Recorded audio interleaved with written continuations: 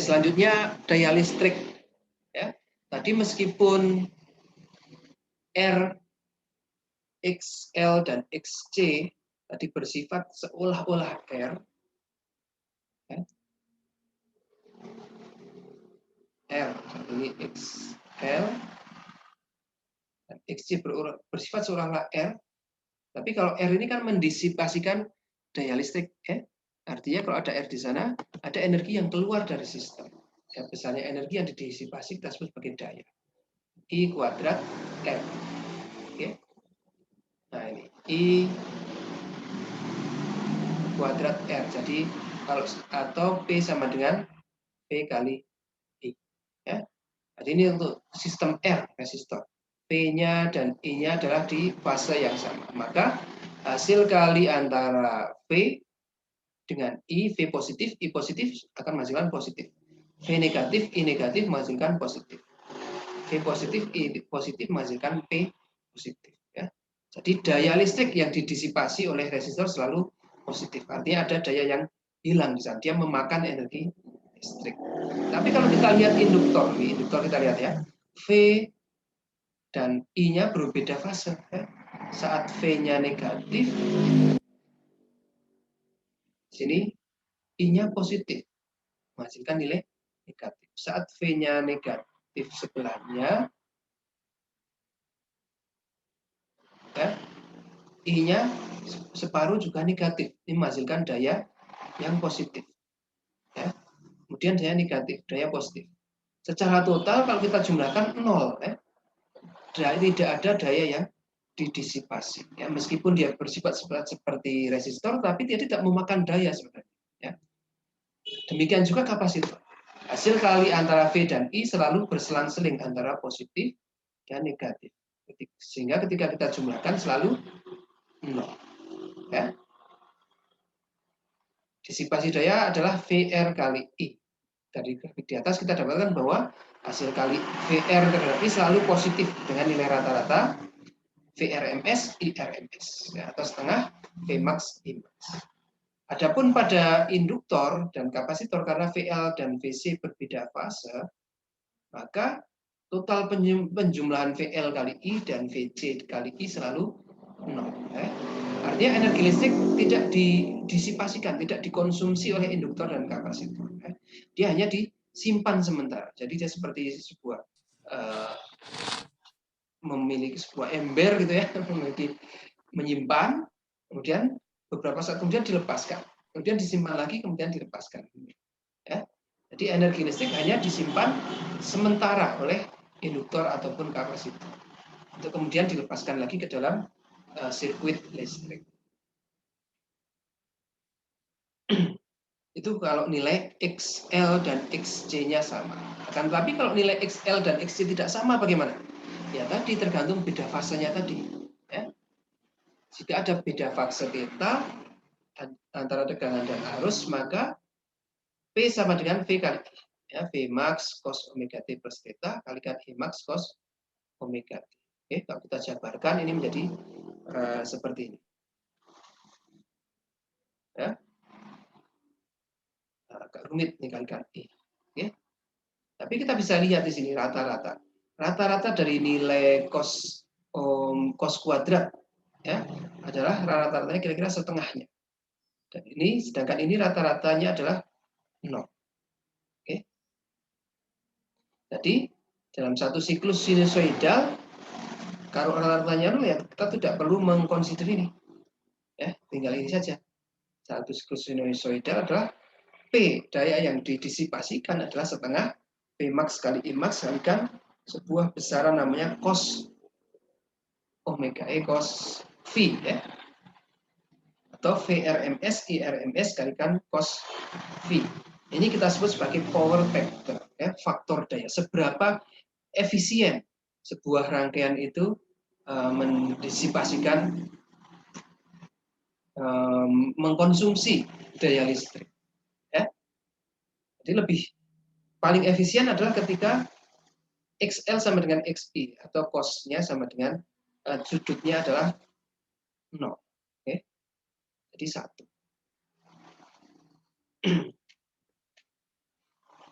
Oke, kembali ke persamaan tadi ya, yang kita coret tadi. Meskipun secara rata-rata kedua komponen 0, tapi pada pada saat T tertentu ada efeknya ya. Jadi efeknya kita rasakan. Oke, meskipun ini ratanya adalah 0 ketika kita jumlah, tapi secara sesaat ada besarnya dan berpengaruh terhadap daya. Oke. Maka untuk arus AC ada dua jenis daya. Daya aktif yang real, satuannya watt biasanya, dan daya reaktif imajiner. Ini satuannya adalah VAR, volt ampere reaktif. Ya. Daya aktif itu daya listrik yang benar-benar digunakan untuk kerja, untuk melakukan work, yang didisipasikan oleh resistor. Ya, ketika kita pasang di lampu ya benar-benar diubah menjadi energi cahaya, ketika kita alirkan ke setrika ya benar-benar diubah menjadi energi panas dan seterusnya. Sedangkan daya reaktif ini bukan merupakan daya listrik sesungguhnya. Ya. Artinya dalam satu siklus 0, tapi setengah siklus pertama daya disimpan oleh komponen reaktif. Ya. Untuk kemudian setengah siklus kemudian dikembalikan lagi kepada rangkaian. Oke. Tetapi pada sesaat dia tetap berpengaruh sehingga perlu diperhitungkan. Ya. Nah, tadi untuk memudahkan diskusi kita terhadap real dan imajiner, kita bisa gunakan diagram fasor tadi. Ya. Fasor adalah dayanya, daya aktif, dan daya reaktif tinggal gunakan sin dan cos-nya saja. Oke.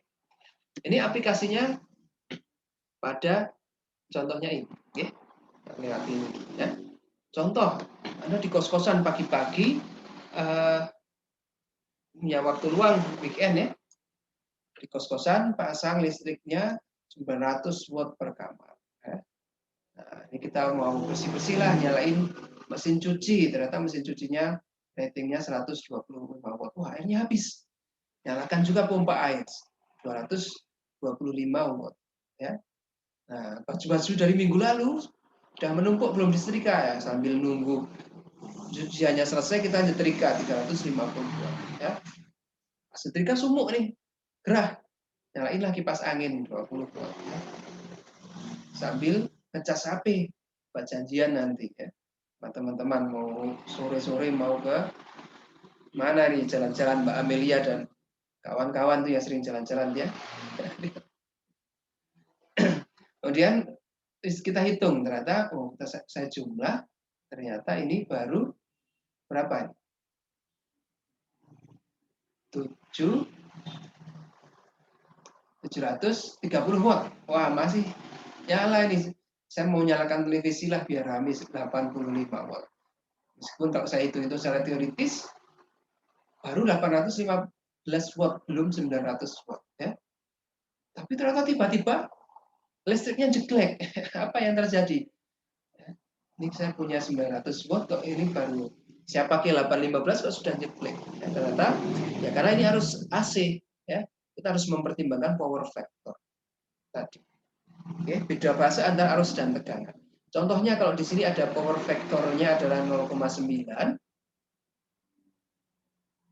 maka kita perlu mencari daya reaktif, daya semu, dan daya real. Ya. Kita lihat total daya aktif real yang dikonsumsi adalah 810 memang. Tetapi dengan power factor 0,9, nah, seolah-olah daya yang dikonsumsi itu lebih besar. Seberapa besar ya kita hitung cos V sama dengan P dibagi S. Ya. Real dibagi semu. Atau kalau semunya adalah real dibagi cos V. 815 dibagi 0,9. Ternyata ketemu 906 volt ampere. Oke. Sedangkan daya ini daya total ya. Daya total semu yang seolah-olah dikonsumsi. Sedangkan daya reaktifnya berapa? Nah, kita bisa hitung Pythagoras S kuadrat P kuadrat plus Q kuadrat. Oke, atau Q sama dengan akar S kuadrat kurang P kuadrat. 906 kuadrat kurangi 815 kuadrat. Kita perlu 396 VAR. Oke. Maka dengan konsumsi daya semu sekian, ini di kWh meter akan terdeteksi 906 volt ampere. Dan Kan maksimum yang kita punya 900 watt. Ya, pasti listriknya akan anjlok dengan seperti ini. Oke.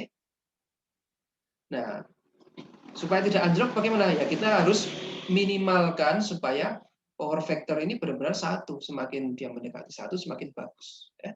Artinya XL sama dengan XC dan X sama dengan 0. Ya. Daya reaktif ini 0. Jadi benar-benar daya real saja yang kita konsumsi. Nah, untuk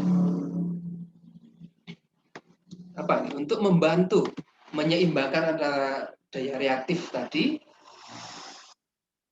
oke, kita bisa gunakan beberapa peralatan. Ya. Jadi nilai cost yang terlalu kecil mungkin tidak disukai karena meskipun daya yang kita suplai besar, yang benar-benar kepake kecil, ya, hanya sebagiannya saja. Nilai tersebut dibagi nilai faktornya. Ya. Tetapi keberadaannya membebani infrastruktur jaringan listrik dan berkontribusi sebagai daya yang hilang dalam transmisi listrik. Ya, maka untuk mengurangi efek daya reaktif yang terlalu besar, ya, pada unit konsumen kita bisa gunakan namanya power factor corrector atau stabilizer. Ya. Yang pernah lihat di sini seperti ini nih, dicolok di sebelum masuk ke kulkas misalnya, saya colokkan ke kulkas, kulkasnya saya colok di belakang. Ini stabilizer. Oke. Nah, beberapa alat-alat listrik kita menggunakan L dan C, ada komponen L dan C di dalamnya, sehingga kita perlu seimbangkan. Gimana caranya supaya XL dan XC ini mendekati, atau kalau bisa sama, ya, sehingga selisihnya 0. Oke. Nah, ini di dalamnya biasanya ada power bank dari kapasitor dan juga ada induktor. Ya. Gunakan sebuah rangkaian, misalnya XL-nya terlalu banyak, maka kita suplai XC dari sini. Atau dalam sebuah rangkaian XC-nya terlalu banyak, maka kita suplai XL dari sini. Oke. Itu terkait dengan rangkaian RLC pada instalasi AC. Oke. Sejauh ini ada yang mau ditanyakan? Belum ada, Pak. Tidak ada. Oke, mudah-mudahan apa yang kita sampaikan bisa dipahami. Kita cukupkan sekian pertemuannya. Nanti kalau belum paham, coba diulang-ulang lagi. Oke. Nah, minggu depan nanti kita akan mulai masuk ke transmisi listrik AC. Oke. Oke, kita tutup dengan alhamdulillah bersama-sama. Alhamdulillahirrahmanirrahim. Assalamualaikum warahmatullahi wabarakatuh. Waalaikumsalam warahmatullahi wabarakatuh. Terima kasih, Pak. Terima kasih, Pak.